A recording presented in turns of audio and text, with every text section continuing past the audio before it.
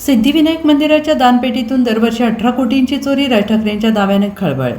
मुंबईत महाराष्ट्र नवनिर्माण सेनेचे विद्यार्थी सेनेच्या मेळाव्यात मनसे अध्यक्ष राज ठाकरे यांनी सिद्धिविनायक मंदिरातील कथित दानपेटी गैरव्यवहाराचा मुद्दा उपस्थित करत राज्य सरकारवर गंभीर प्रश्न उपस्थित केले. मंदिरातील दानपेटीतून दरवर्षी कोट्यवधी रुपयांचा अपहार होत असल्याचा आरोप करत या प्रकरणाची उच्चस्तरीय चौकशी करण्याची मागणी त्यांनी केली. राज ठाकरे यांनी आपल्या भाषणात सिद्धिविनायक मंदिर न्यासाशी संबंधित एका पत्राचा उल्लेख केला. या पत्रात तत्कालीन मुख्यमंत्री एकनाथ शिंदे यांना उद्देशून मंदिरातील दानपेटीतील कथित चोरीची चौकशी करण्याची मागणी करण्यात आल्याचं त्यांनी सांगितले.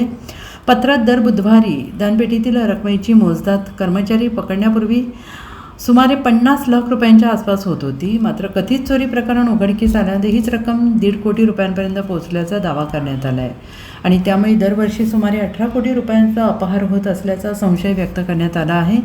या प्रकरणाचे धागेदोरे वरिष्ठ पातळीपर्यंत पोहोचत असल्याचा आरोप करत संबंधित अधिकारी आणि विश्वस्त मंडळाची सखोल चौकशी करण्यात यावी अशी मागणी पत्रात करण्यात आल्याचा उल्लेख राज ठाकरे यांनी केलेला आहे.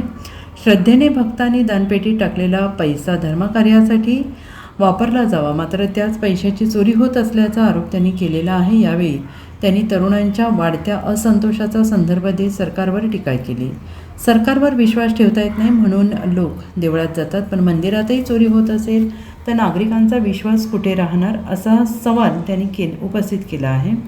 तरुणांच्या समस्या, त्यांच्या अपेक्षा आणि समाजातील वाढती अस्वस्थता समजून घेण्याची गरज सरकारने ओळखली पाहिजे असंही ते म्हणाले आहेत. राज ठाकरे यांनी पुढे सांगितले की सध्याचा जनतेचा उद्रेक हा केवळ एका घटनेमुळे नसून त्यामागे अनेक गंभीर सामाजिक आणि प्रशासकीय कारणे आहेत.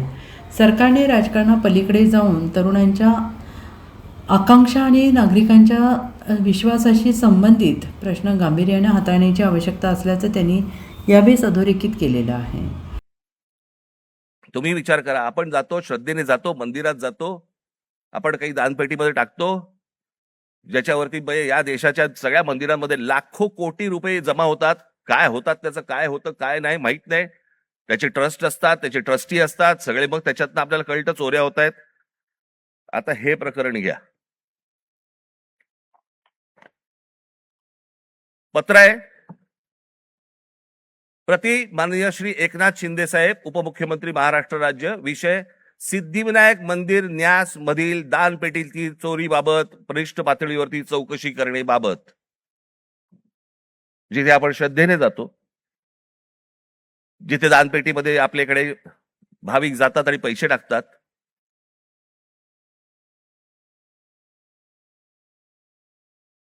त्याचं कारण असतं ते धर्मासाठी म्हणून आपण असे टाकतो. महोदय, आम्ही स्वाक्षरी करणारे सर्व सिद्धिविनायक न्यास मंदिर प्रभादेवी मुंबई येथील विश्वस्त आहोत.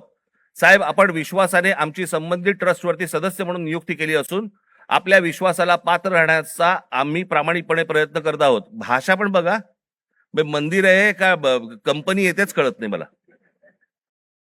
त्यामुळे मंदिरात गेल्या 1.5 वर्षाच्या कालावधीत विविध उपाययोजना राबविताना मंदिराची मिळकत 35% जादा वाढविण्यात आम्ही काही प्रमाणात यशस्वी झालो आहोत.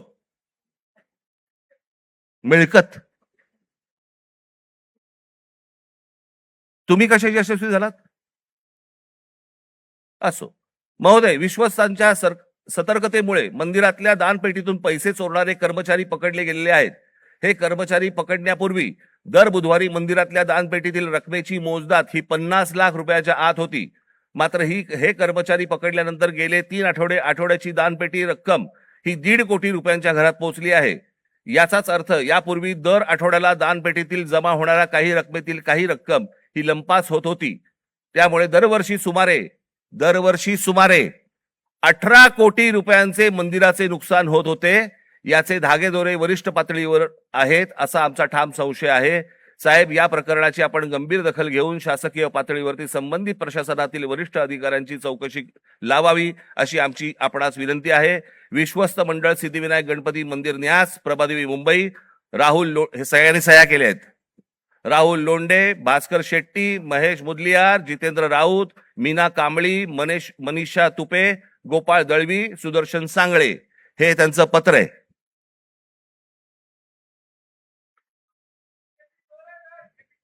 हे सगळं म्हणजे 18 कोटी रुपये दर वर्षाचे सिद्धिविनायक मंदिरामधनं चोरी होतीये. आपण भाबडेपणाने भाविकपणे आपण तिकडे जातोय, दानपेटीमध्ये आपण टाकतोय. हे असल्या चोऱ्या होत आहेत. ही माणसं सगळी मंदिरं लुटतायत. हाच तो तरुण, हेच ते विद्यार्थी परीक्षांच्या वेळेला नोकरीसाठी मंदिरामध्ये जातायत, पायऱ्या झिजवतायत, सांगतायत देवाला मला नोकरी मिळू देत, आणि त्याच मंदिरामध्ये चोऱ्या होत आहेत.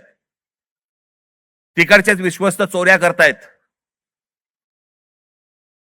तिकडचीच माणसं चोऱ्या करतायत.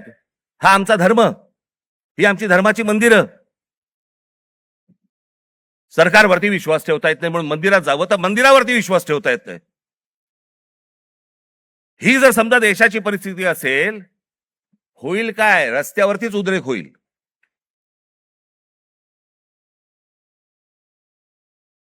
राजकारण सोडून द्या बाजूला. मला असं वाटतं या सगळ्या गोष्टींचा सामूहिक देशाचा म्हणून, राज्याचा म्हणून आपण विचार करणं गरजेचं आहे, सर्वांनी मिळून.